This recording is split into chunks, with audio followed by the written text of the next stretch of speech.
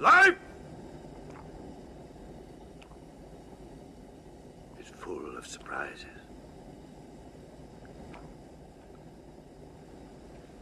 Consider the fate of this creature's poor mother. Struck down in the 4th month of her maternal condition by an elephant, a wild elephant. Struck down on an uncharted African isle. The result is plain to see. Ladies and gentlemen, the terrible elephant man.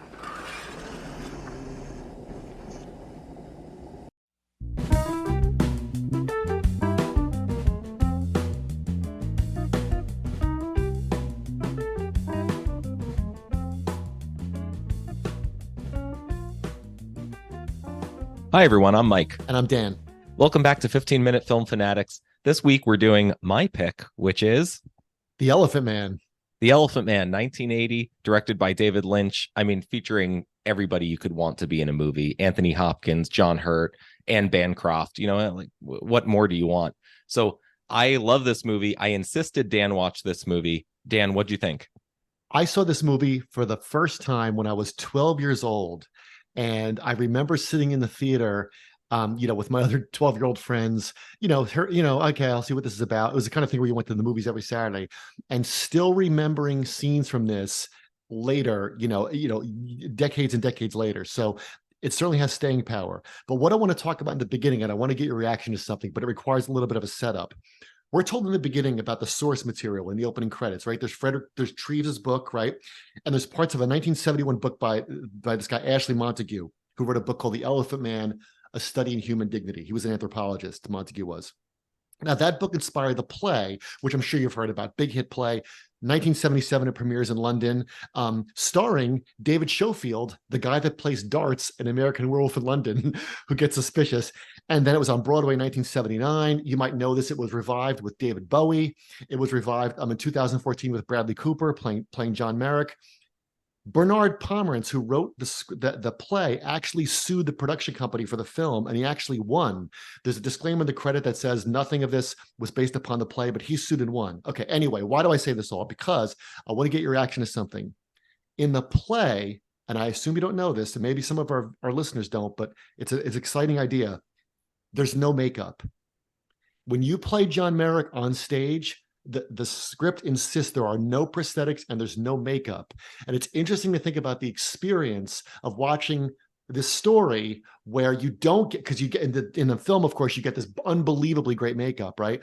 And the difference in the experiences between those two things and how that would affect the issues of the movie. There is a lot to think about.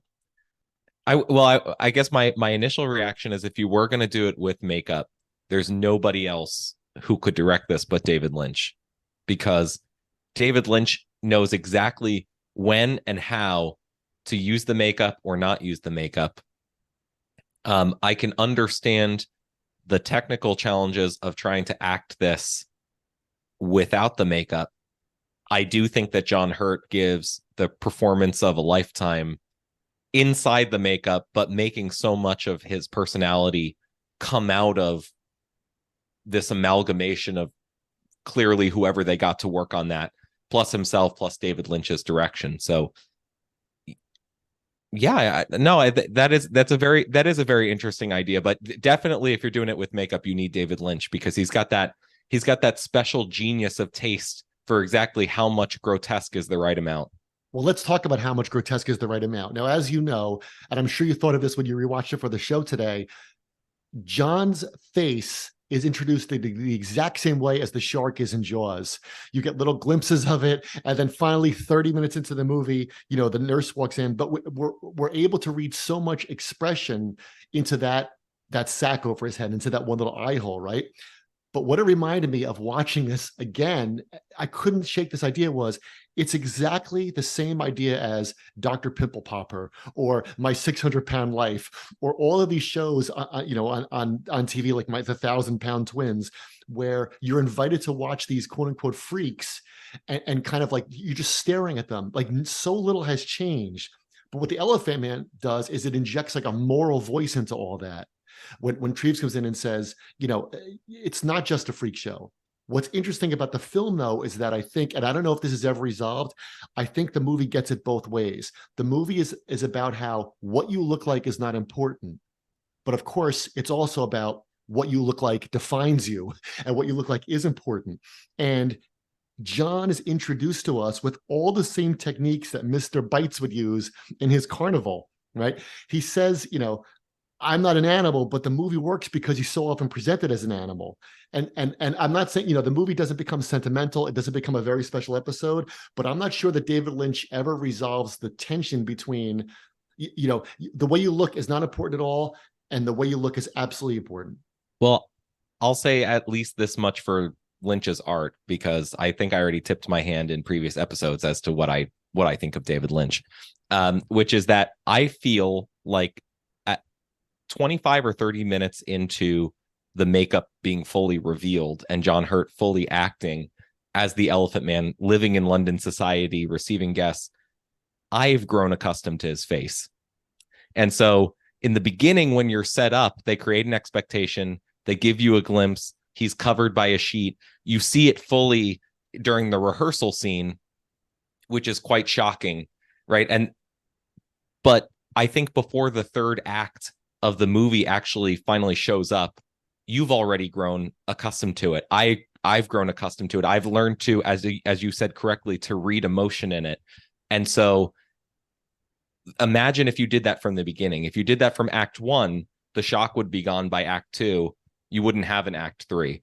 So the structure, the Lynchian structure of this, is to keep it hidden, to keep it masked act 1, to show you and let you grow accustomed to it act 2, and then to wring all the pathos out of you that can possibly be wrung out like a sponge act 3, because there's people for whom your act 3 is their act 1, and you're saying, well, but don't you understand, right? And that's the fundamental misunderstanding that I think drives the film. Is it depends, your emotional reaction, your reaction of how grotesque it is depends on where you are in your level of exposure. Yeah. When did you press play in the story of John Merrick is going to affect how you react? Because after the shock of the makeup wears off, and then you kind of get used to it, and it's not shocking, then you get the next, David Lynch is smart enough to give you the next shock, is when he walks in with a suit on.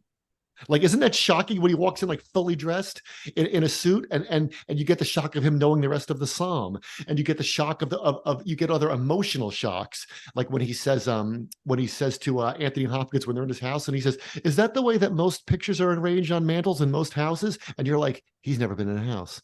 He has no idea what it's like to be inside a house. And so you get all these other shocks. Like, he gives you the big shock of the makeup, but then you get a lot of these other like aftershocks. How careful they are with your exposure to the makeup is really what drives the film. Obviously, the play works it must work a totally different way, because there's nothing for you to become accustomed. The movie also works like The Miracle Worker. It also works like Rain Man, where you have this one character who's got to work with the other character who's different. And I think what's interesting about the movie is their relationship. And it's easy to look at the makeup, but it's easy to talk about John Hurt, who deserves a lot of credit. But you have to think about how great Anthony Hopkins is in this movie too. 100%. I think it takes a lot to be the straight man in this film, especially given what everybody knows about Anthony Hopkins.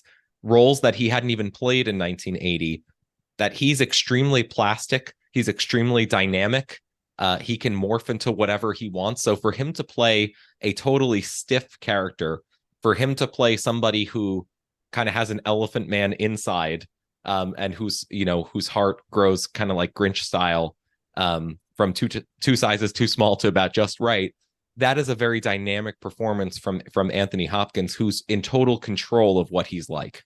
There's that great bit where he says, I like, why am I any different from Mr. Bites? Like, why am I doing this? Am I a good man? Am I a bad man? Am I doing this to advance my career? Because the viewer figures that out before he does. The viewer figures out, at least I did that, and I'm sure you did too, which is that, oh yeah, now people are going to the hospital. It's just like the circus. It's like he's just in a different circus now. And I think that Anthony Hopkins has that great scene where he's vulnerable and he says, like, why am I doing this? Is it just because I am a good person, or am I doing it because I want to tell myself I'm a good guy? But that leads to the growth of love. I think the interesting thing about it is not the question, it's your response to the question. And so I think that what his character finds out is that good people experience ambiguity. George Orwell said, by the time he is 50, every man has the face he deserves. And I think this film makes you think about, okay, to what extent is that true? And to what extent is that not true? Because if you really think about, I think about that quotation all the time, and I think of people I know, and I'm like, yep, that's exactly how that person should look. We kind of read in what we know about somebody's emotions into their face, and this movie says, well, how long can you do that for, and to what extent can you do that? Because doesn't Anthony Hopkins look like he should in the film? I don't mean just look like an Edwardian doctor. I mean he looks very gentle. He looks very patient, he looks kind, and those are all the things that come out in his face, right? But then you have John Merrick, and is that quote the face he deserves?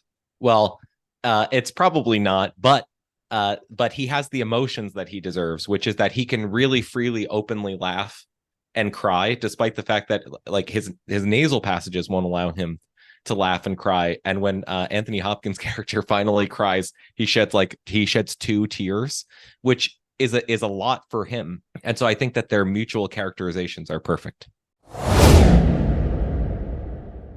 Welcome back, everybody. In part 2, we talk about our favorite moments. Mike, what's yours? Well, my moment is the first real shock of the film for me, which is that Anthony Hopkins is discussing with John Gielgud why he tried to coach John through it, so that they could care for him, that this is truly where he belongs, that he's misunderstood. And even though he's making this impassioned plea, what they hear through the door is that John finishes the psalm. And Anthony Hopkins says, I didn't teach him that part. Which is, does he believe what he's just been saying to his boss? He does. But he doesn't really fully believe it, because there's more human in there than he anticipated. What he was trying to argue for is not to send him to the mental institution or to send him away, which is barbaric. So he's not barbaric, but he's not fully convinced that John is as human as he is. Why? Because he knows the full psalm and he's got to get John to recite it. But the beauty of that moment is he realizes that he's not just telling the truth, that the truth is way beyond anything that he's been saying. And he's caught just as off guard as his boss, as the world will be, as London society will be when they open up his parlor. And that's our assumption as well, right? So we're constantly we're made to keep pace by the structure with Anthony Hopkins as to what we expect and what our assumptions are about John. And it's a beautiful, brilliant way to explode all of our assumptions and leave you unsure as to where you are.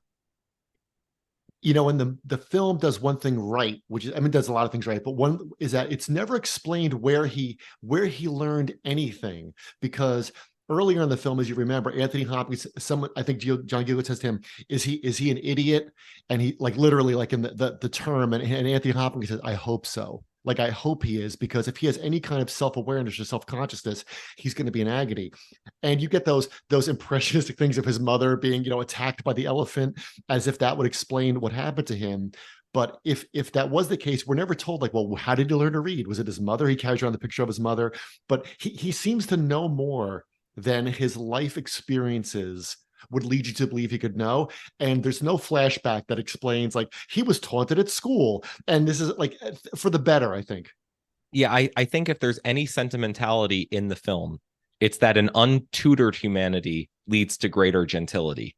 This guy is a gentleman because he's not had the chance to become poisoned like the rest of you. And I think that that's the one sentimental vein through the film. But as it's proven out time and time again and over again, the question is, well, is that sentimentalism or is that the truth? And I think that's the great tension of the film, and that's what pops out in the psalm. Yes, because there are times when I would accuse the movie of sentimentalism in my brain, but then my heart sunk a little. Right, because right, but isn't that true?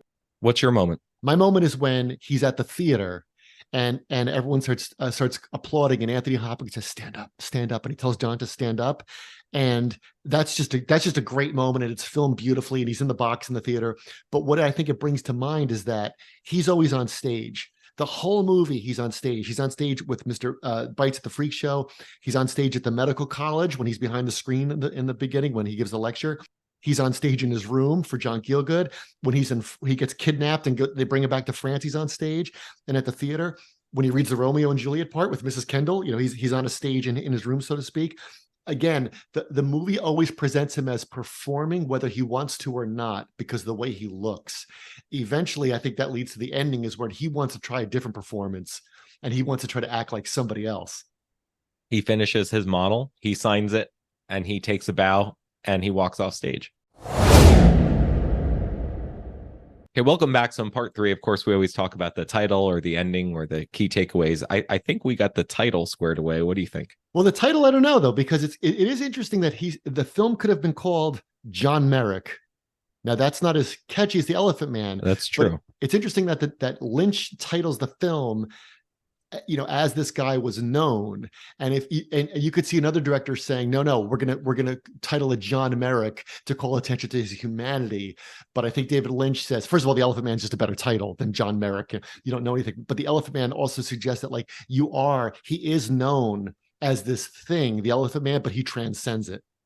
Yeah, I think that's his public persona, and that it's I'm sure we'll talk about this in a minute or so, where we just touched on it, that when he lays down, right, when he signs the model, he signs it John Merrick, and then it's John who lays down in bed, not the Elephant Man. Right. We get a window into what's behind, if you see a movie called Elvis, that's the public, but you get a window into that.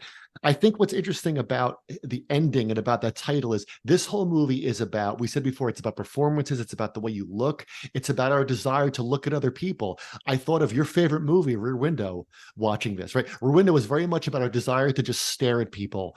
And we're not allowed to do that in public or else people will think you're crazy, and rightly so. But Jimmy Stewart gets this kind of free pass where he can just watch people all day long with kind of like a free pass. So I think it taps into that because, of course, you don't look away when you first see John, and you can't look away in all those scenes because it's so compelling. It also reminds me of Sunset Boulevard. Now you might think, what in the world does this have to do with Sunset Boulevard? That is what I'm thinking, yeah. Right? Well, how come they didn't need any dialogue? What does she say? We didn't need dialogue. We had faces. We had faces. And that, people with interesting faces are interesting to look at. And interesting could be a nice big adjective.